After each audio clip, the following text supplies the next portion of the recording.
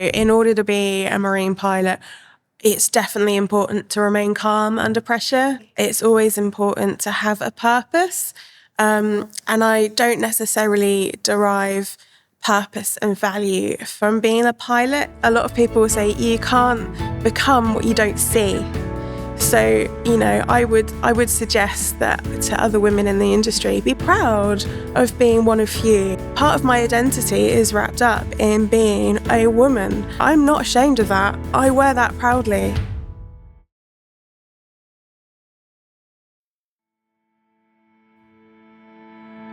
Welcome to another episode of Women in Ports. I'm really excited to have my next guest in this beautiful surrounding of the Thames as our background. So first of all, I'd like to welcome Ivana-Maria Carrioni-Burnett. Welcome. And so Ivana is currently a marine pilot from the Port of London Authority. So we're really excited to have your perspective today, but not you. Just to be very clear, it's not just as a pilot, but you wear many hats, and which we'll explore a little bit further today. But first of all, it'd be really great, Ivana, if we can talk a little bit about your journey into the ports world and how you joined the industry and what initially drew you to it. Thanks, Raj. It's wonderful to be here today. So how I got into the port industry is quite interesting because I started by joining the British Royal Navy. I got asked to choose my GCSEs when I was 14 and I planned my career like every 14-year-old does, obviously. No. So I was quite unusual in that respect. I had a really clear idea of what I wanted to do and I wanted to go to sea. I've always lived near the sea. I'm slightly obsessed with anything nautical. I did 11 years in the Royal Navy and then I looked at options for going outside and I probably did myself a little bit of a disservice and thought the only thing I was good at was ship handling. And so I had an opportunity to do a short stint with Medway pilots and have a little bit of an introduction into what the pilot world was all about. I had a chance to go on some ships, meet some different captains and pilots, and then I started applying for a pilot's job around the country, and I managed to land a job with the Port of London. So was that your first job post the Navy? Yes, yeah. So again, I've been quite fortunate in that I've only had 2 jobs in my whole career. Yeah. First with the Royal Navy and then with the Port of London as a pilot. So what does the path look like for somebody wanting to join the marine piloting world? And is there a conventional route and an unconventional route? Yes, so the conventional route is that a lot of people will join the Merchant Navy, they'll do their sea time and work their way up to a Master Mariner's Unlimited licence. And that usually takes about at least 10 years, usually, for a lot of people. And they can do that on a variety of different ships. And sometimes people will stay with one company or different companies. But for other people, it looks like the offshore industry. It looks like being the master of a tug. For myself, it was being in the military, in the Royal Navy, and driving warships. And for others, they come at it from the harbour master's route. So there are many small ports around the country, and the harbour masters double up as pilots for the small ships that come into their port. Yeah. So just thinking about just your other hats on as well. We spoke about before how you chair the Maritime Navigation Group. That's it. FRIN. How does that play into the role of your pilotage right now? I mean, what's the correlation there? So the Royal Institute of Navigation is a learned society and I chair one of the special interest groups. And they're totally different, to be honest. The Maritime Navigation Group wears a lot of different hats and they're involved in a lot of different things, full of lots of professionals and experts, both seafarers and non-seafarers. We've got lots of technical engineers and non-engineers. And it's just a wonderful mix. So the worlds don't cross so much. And I definitely try and keep my hats separate, as it were, at the moment. And there's lots of reasons for that.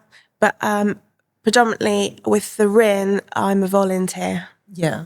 And so somebody listening in today looking to be a pilot, what's some of the skills and qualities that you would think they should possess in order to join pilotage? That's a really great question. So in order to be a marine pilot, it's definitely important to remain calm under pressure. And obviously my military career gave me that in spades. We were always exercising for worst case scenarios. So it's my bread and butter, just being calm under pressure. The other thing is just leadership skills, really. You have to integrate yourself into a bridge team and a ship's company really quickly. And you have to exchange information clearly and concisely with people who often English isn't their first language. So being able to communicate well, as in any leadership role, is really key. So I think those are probably the two main skills. So this ties in quite nicely to my next question. So you're also undertaking, as well as all the other stuff, an executive MBA in strategic leadership, aren't you? So this kind of ties in quite nicely with that. I mean, how are you able to support not just your pilotage career, but your voluntary side as well as this? So for me, it's always important to have a purpose. And I don't necessarily derive purpose and value from being a pilot. It's a job I love. It's a way I can get to see and go to sea and experience, those magical sunrises and sunsets and starry skies. But really, I love the opportunity to educate and coach and mentor. And where I feel appreciated the most is with the Royal Institute of Navigation. But because of my military experience, I've experienced both experienced myself and practiced various different styles of leadership and management. And I've got a real passion for that being done well. Yeah. So I'm constantly trying to improve myself, educate myself, and learn about different opportunities. And I'm always looking at opportunities to keep my own expertise and experience up to date and renewed, and open doors for new opportunities as well, whatever that might look like. And also, can we maybe touch upon, you also said, we spoke about this earlier, your current module is about diversity, right? On the MBA. Yeah, I've been looking at organisational behaviour, and I'm currently doing a project on diversity, equity and inclusion. Yeah. So it's just fascinating to be able to draw on all of my experience and my knowledge, and sitting on the Port of London's EDI committee and use that in my MBA. So just thinking about women in pilotage, there's not that many women in this particular field. Do you sometimes feel it could be either a responsibility or a burden being labelled a woman, a female pilot, should I say?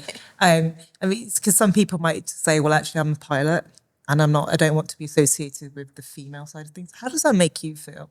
Yeah, I know a lot of women who say that, but let me put it another way. I've spoken to Black people who say that if you say to them that you don't see their colour, then you don't see the systemic injustices that they faced, the challenges that they face, and the everyday discrimination and racism.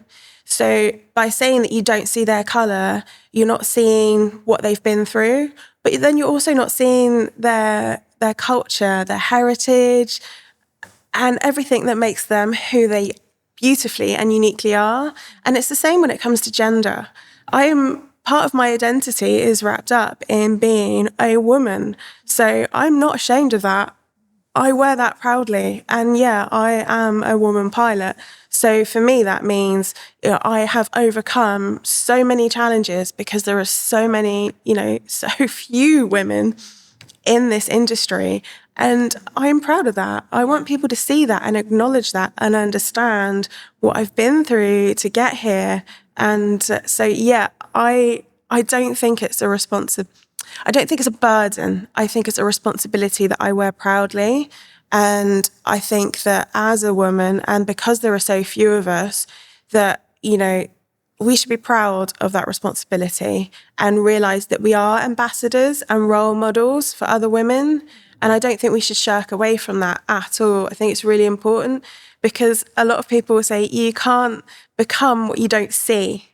So, I would suggest that to other women in the industry, be proud of being one of few, because you are paving the way and you are showing other women and young girls what is possible. And it is possible despite the challenges. What do you think some of the biggest misconceptions are about the ports industry?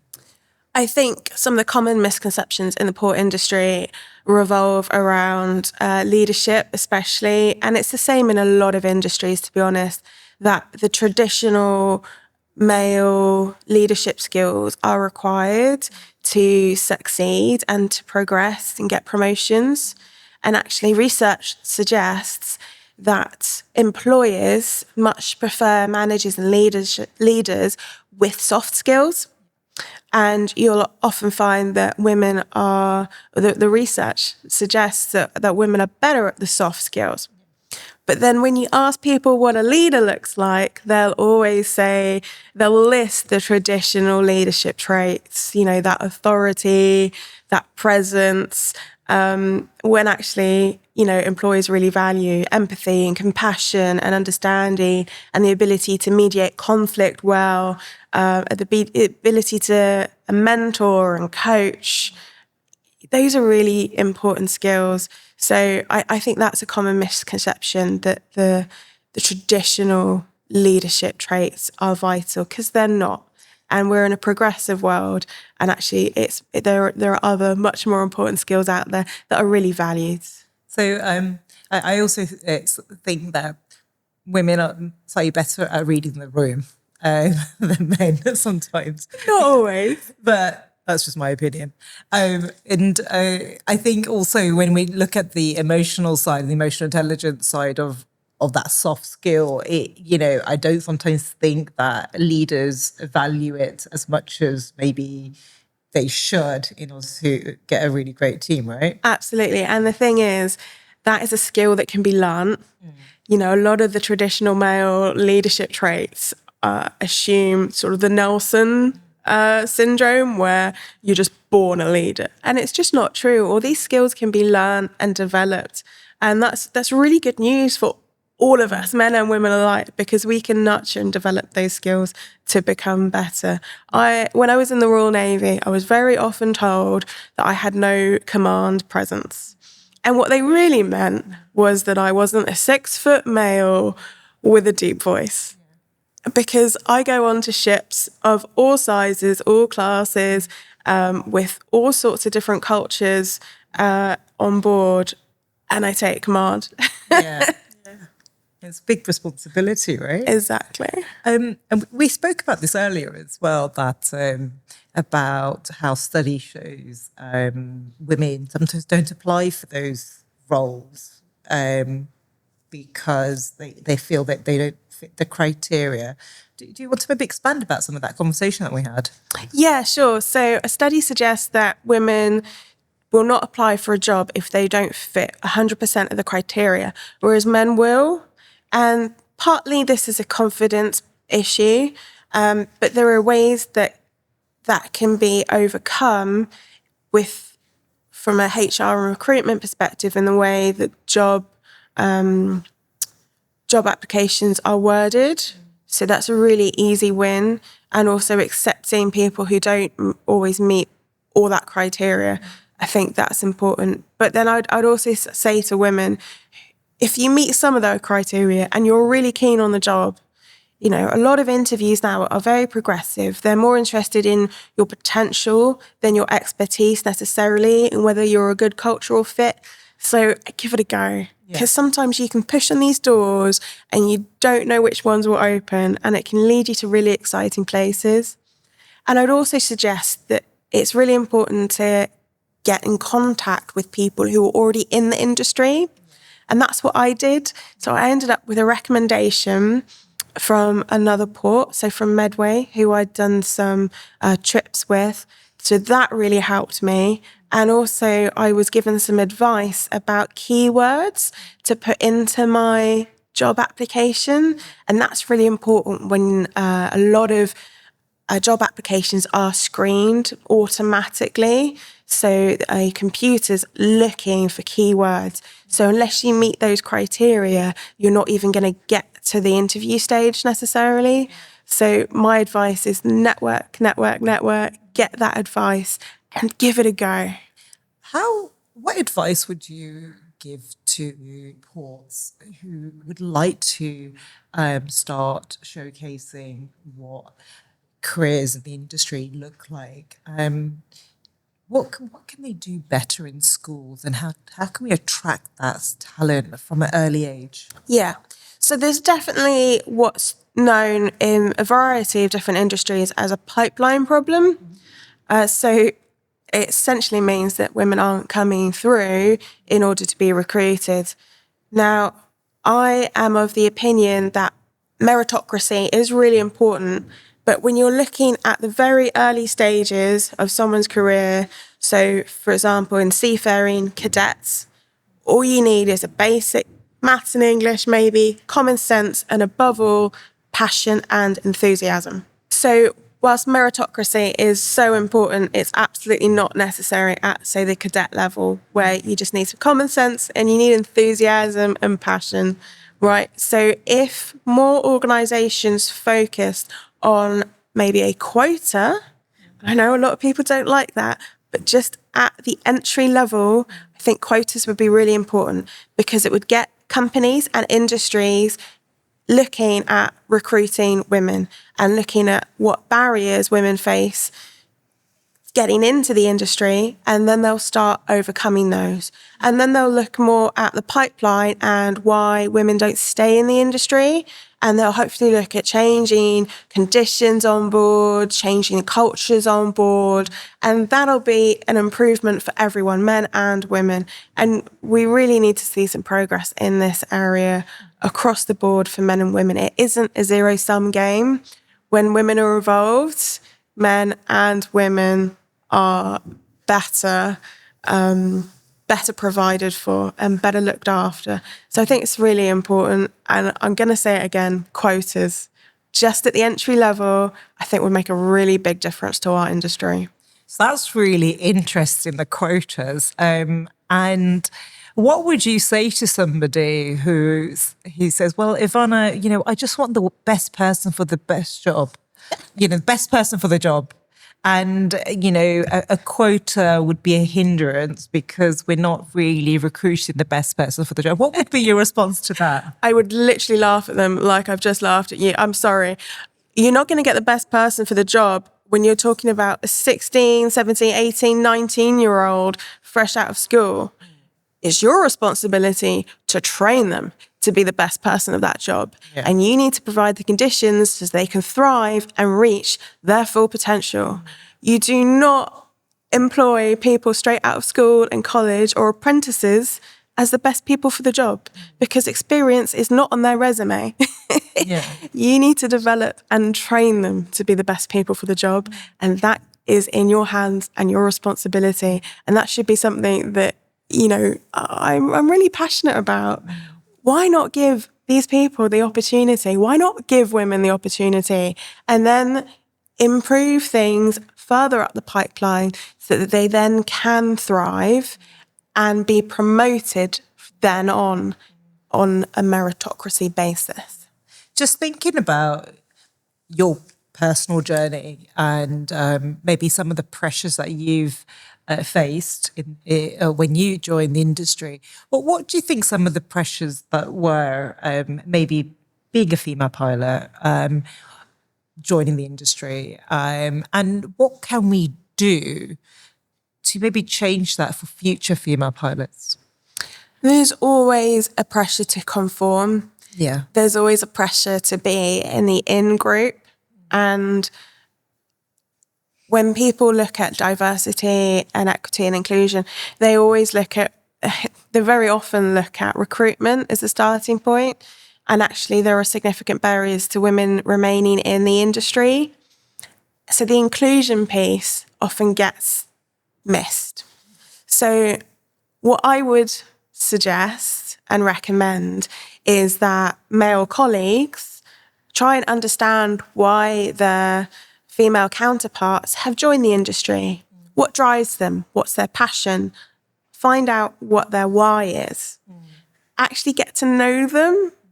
And then you'll understand that they've probably got the same passions and drives and determination as you, and you have shared common goals and values. Okay, and that really humanizes people. And building those professional relationships is really important, because what women need more than anything are mentors, sponsors, and allies. Okay, women cannot do this on their own. The majority groups need to be supportive and create space for women who want to be part of the industry. Okay, it's not a zero-sum game. I'll say it, I'll keep saying it, all right? It does not mean that there is less space for men. It means there is more space for women. Yeah. They are different. And what do you talking about the role models on the mentor side of you mentioned mentors, role models, and sponsors. Have you had any of that when you were joining the industry or throughout your career? Did you have a role model, or a mentor, or a sponsor which helped you go and progress in your career?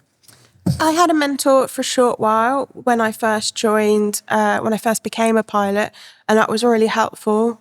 But that's become more of a challenge more recently. Certainly, the difference between mentors and sponsors is worth exploring.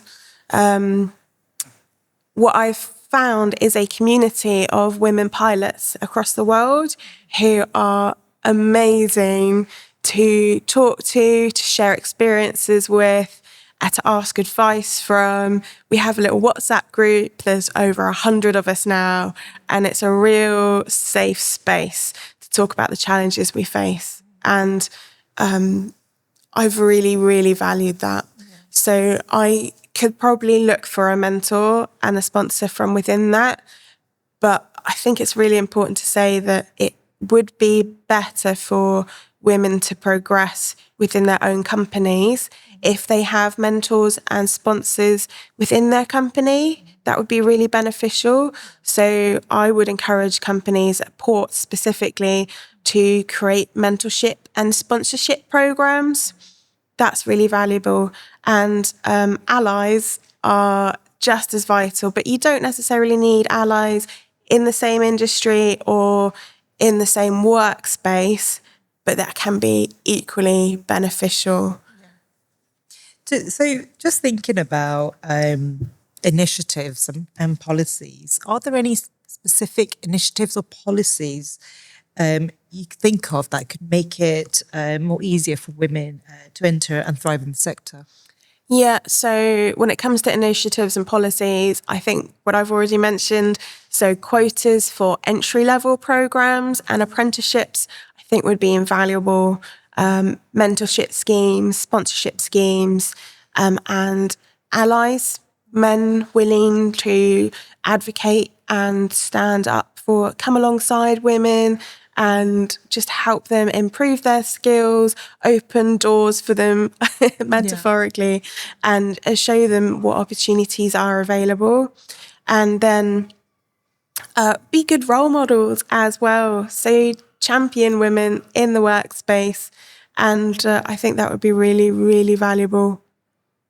There was another point I wanted to make, but it's gone out of my head. Come back to that when you think of it. Just thinking about being authentic and true to yourself, and resilient sometimes when it's quite a an expectation to toughen up, especially when you're at sea. How do you stay authentic and true to yourself? And how can others be authentic without letting go of who they are? Yeah, as I've said, the pressure to conform to the majority group is always a challenge, especially when you're young. My advice to everyone is to try and find your identity in something other than your role or your relationship as a person to other people, and just ground yourself in who you believe you are and your own strengths. So, I do not wrap my whole identity up in being ex-military or a veteran or being a pilot. And I don't wrap my entire entity up in being a daughter, because it's possible that I will move on to another job, or, I could lose my parents. And then what does that mean for my identity? And you'll find a lot of people who their identities will change as they go through life. Women may become mothers. They might face unemployment or redundancy. And if your identity is so wrapped up in a job or a responsibility, you lose yourself. And it's really dangerous. So I'd really advocate people to ground themselves in their own strengths and their beliefs and their values, rather than who they are in relation to other people. That's a really good point. Just thinking about other industries, if you were to part of the ports industry, what can we learn from other industries to champion diversity? Well, I would suggest that there are pockets within our industry that do diversity well. Mm-hmm. I think the cruise industry is doing much better, and not just in the service departments, but actually on the bridge with seafarers. You'll see that lawyers, HR, finance within the ports industry have a lot more female representation, and I think that's really positive. The recent 100 top women in shipping was full of a lot of lawyers, far too few seafarers, unfortunately. But that's really good. We're seeing that representation. So if that could trickle into more operational roles, I think that would be really beneficial. Yeah. As I said earlier, if you can see what you want to be, it's a lot easier. It's very hard being the first. But it's even harder, I suggest, being the second, third, fourth, fifth, because there's no one shouting about it. No one's interested anymore. You're not breaking new ground. You're just fighting through. And that can be challenged. And coming back to being authentic, I actually have found that being my authentic self has probably lost me allies. Yeah. But it's far more important for me to be authentic and true to myself than it is to have allies. So it's important to find that balance. And I think it's important for companies and industries to create spaces where people can be authentic and can be themselves and are willing to speak up. Yeah. And that's one good thing about not conforming, is that, first of all, inappropriate behaviour is a lot more obvious because you're already in the out group. You can already see and sense that things aren't quite aligned to your own, say, values and beliefs. Yeah. So it's a lot easier to see that inappropriate behaviour. And because you already don't conform, because there's, if you can lose that pressure to conform or be part of the in-group, it's then actually a lot easier to speak out because you're not going to lose anything. Yeah.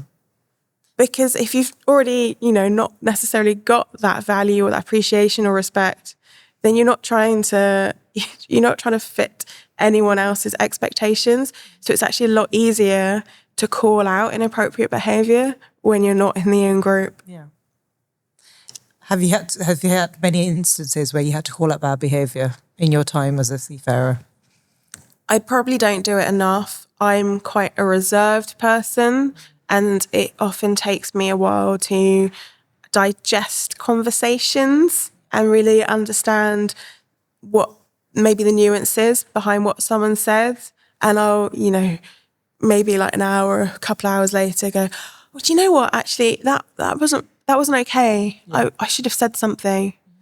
So I'm more in that category, sadly. It's not always obvious to me. And this is a problem. Some of these microaggressions or behaviour can be really quite subtle. Yeah. And sometimes you just got to rely on your gut and you go, actually, if you've got a frowny face on, ask yourself why. What's not sitting comfortably with you? Why aren't you joining in that conversation? And what, ask yourself, would you be saying that? Yeah. And if the answer to that no, then maybe there's an opportunity there to speak up. But yeah, I probably don't do it enough. We'll live and learn, I guess, right? Absolutely. How do you see the role of women evolving in the sector? That's really interesting. I think as there are technological advances within the ports industry, especially when it comes to potential automation, that there will be more opportunities for shore jobs and flexible working. And I think that would really open doors for a lot of women and parents generally with childcare responsibilities or responsibilities for caring for family members. I think that's really important. And again, that will benefit men and women. Same as with parental leave. If that was made more equitable in this country, I think there'd be improvements. I think I would like to see more women in operational roles. I think that would make a big difference. And even if there were more women in operational roles, shore side, I think that would also impact the culture and the welfare and the health and happiness of people on board ship. And I think that would be a real good improvement for our industry, again, for both men and women. So looking back at your journey, would you have done anything differently if you had the chance? I would not have done anything differently because I don't believe in having regret. And I am proud of who I am. And the only way I've got here is by learning the lessons I have through my life, through facing and overcoming the challenges I have. So I can't really go back and say, as a 19, 20-year-old, I wish I hadn't been so naive. I'm sure everyone says that. It just meant I had a really sweet childhood, and that's wonderful. I wouldn't want it any other way. So no, I'm sure there are things I could have handled better, but I've failed exams, I've failed assessments throughout my career, and it's only made me better and stronger and more adaptable and more resilient. So I wouldn't change a thing. So even if you wouldn't change a thing, just think about your lessons and your experiences. Is there a lesson that you've learned from your experiences that you'd want the listeners to take away? I would definitely say it's really important to advocate for yourself, especially for women, especially when there aren't enough advocates for you. Is advocate for yourself. Stand up for yourself, showcase yourself and your skills, and don't be afraid to do that. They call it impression management. It's really, really important. And you'll find that, it sounds or it might seem like arrogance or bravado, but other people who do it really well, especially men, they get ahead, all right? And there is a bit of a double bind, okay, for women when it comes to being assertive. People will call them aggressive. When it comes to being leaders, they'll call women bossy. Ignore that. Advocate for yourself. Where you're really, really uncomfortable to do that, find yourself a sponsor who will do that for you and work with them. And you'll find that your sponsor will learn things from you as well. And that can be a mutually beneficial relationship. So my final question, in 3 words, what should women in ports be, according to you? So I've got 2 answers for what women in ports should be. Yeah. For women specifically, I would like to see it as a psychologically safe place. So women can come together and just find themselves in a community where they can share ideas and experiences and opportunities for progress, maybe mentorship programs, whatever that might look like, but just for it to be a psychologically safe place where women can come together. As a more sort of company, I would want women in ports to be transparent, to be progressive, and to be collaborative. Transparency is so important these days when it comes to ESG and ethics. Progressive because we really need to drive some change and some action and see some results on the ground or on the water. And collaboration is vital because, as I said, this is not a zero-sum game. We need men on board to create these spaces for women to thrive and to improve the culture for both men and women. Thank you so much. It's been a really, really great conversation today. So I hope there's a lot for everyone to digest and learn from Ivana's experience. So thank you so much for listening.